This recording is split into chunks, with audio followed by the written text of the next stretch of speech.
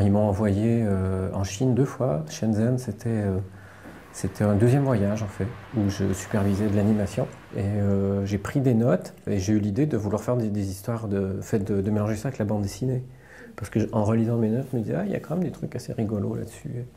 Et donc voilà, j'ai fait d'abord un petit. C'était pas prévu d'être un livre, donc c'était juste une histoire courte d'une dizaine de pages.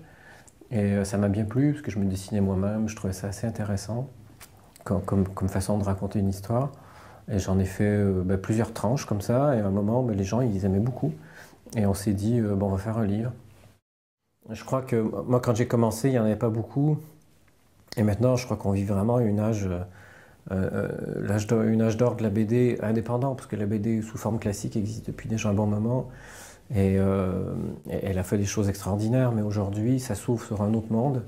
Et c'est assez passionnant, parce que de voir chaque année des nouveaux trucs, des nouvelles formes de narration qui sont maintenant utilisées dans la bande dessinée qu'on nous propose. Je trouve ça assez fascinant. Et tout le monde en fait, mais ça on le savait, mais c'est juste que ça s'est cristallisé un peu en France, chez les éditeurs indépendants.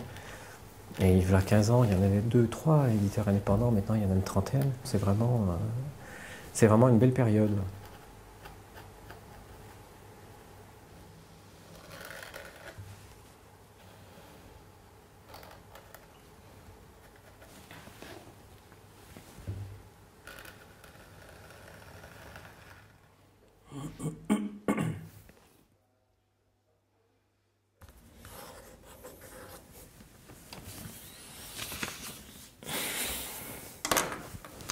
That should be the last page. It's going to be the last page of the book? Yeah, it should be like that.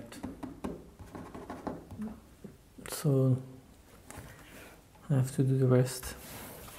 Moi, je connaissais rien à la situation le conflit, en fait, le Moyen-Orient, tout ça. Je n'ai jamais mis les pieds. Et ça me passionnait pas tellement. Moi, je suis plutôt attiré vers l'Asie. Mais bon, voilà, j'étais content de changer quand même, de changer de coin. Mais Jérusalem, c'était dur. J'ai trouvé, parce que quand même, au bout d'une année, il y a pas ça partout dans le pays. Hein. Quand on va à Tel Aviv, c'est beaucoup plus décontracté. Mais à Jérusalem, surtout que nous, on était à Jérusalem-Est, il n'y avait pas des affrontements, mais il y a quand même des tensions. Et en vivant avec les Palestiniens qui sont là-bas, on les sent plus, parce que eux, c'est au quotidien, ils en parlent tout le temps. Et voilà, avec des enfants, voilà, c'est quand même un endroit où il y a beaucoup de soldats, il y a beaucoup d'armes, et on les voit tout le temps, c'est quand même assez présent. Ouais.